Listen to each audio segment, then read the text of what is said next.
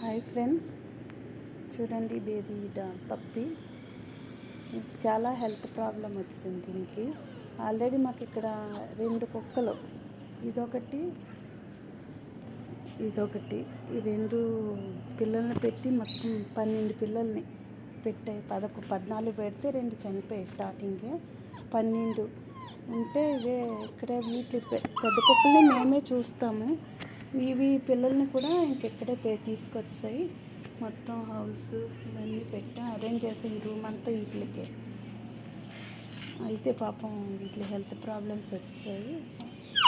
Already 3 చనిపోయి టపా. ఇంక ఇది కూడా చాలా సివియర్ హెల్త్ ప్రాబ్లంలో ఉంది. ఎందుకంటే ఇప్పుడు చెప్తున్నాను, చాలామంది డాగ్ లవర్స్ మాట్లాడుతున్నారు కదా. అసలు స్టార్టింగ్ ఈ ప్రాబ్లం ఎక్కడి నుంచి స్టార్ట్ అవుతుందో అది కంట్రోల్ చేయట్లేదు. అసలు ఇన్ని పిల్లలు పుట్టి అవి పెరుగుతున్నప్పుడు ఎంత కష్టపడతాయో ఈ బేబీలు, ఈ పప్పీలు, అది ఎవరికీ తెలియటం లేదు.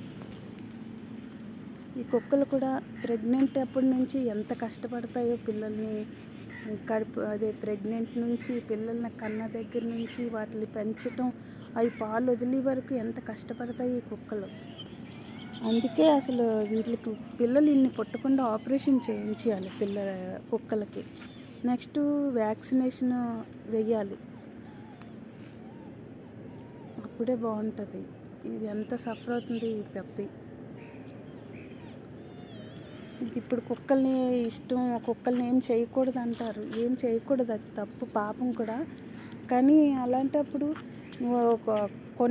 కొనేసి డాగుల్ని పెంచుకునే కంటే స్ట్రీట్ డాగులకే మంచి వ్యాక్సినేషన్ మెడిసిన్స్ అవి వేసి కుక్కల్ని కంట్రోల్ చేసి ఇన్ని కుక్కలు పెరగకుండా ఒక్కొక్క కుక్కని ఒక్కొక్క ఇంట్లో పెంచుకునేటట్టుగా చేస్తే అంతా ఈ ప్రాబ్లం సాల్వ్ అవ్వచ్చు. అసలు గవర్నమెంట్కి అందరూ కొద్దిగా గవర్నమెంట్కి చెప్పి వ్యాక్సినేషన్లు, పిల్లలు ఎక్కువ పుట్టకుండా అలాంటివన్నీ పట్టించుకుంటే బాగుంటుంది.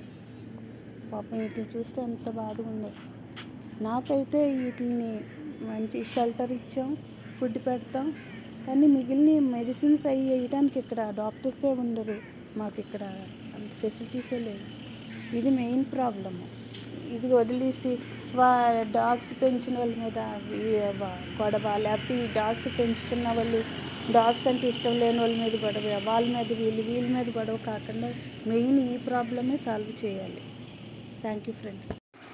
హాయ్ ఫ్రెండ్స్, ఇది డాగులకి గదగరవ్వలో ఉడికించేసి పాలల్లో కలిసి మార్నింగ్ టైం పెడుతున్నాను. మార్నింగ్ టైం రాత్రులు పెడతాను. మధ్యాహ్నం పూట రైస్ మజ్జిగలో పెడతాను. నాన్ వెజ్ టైంలో నాన్ వెజ్ పెడతాను.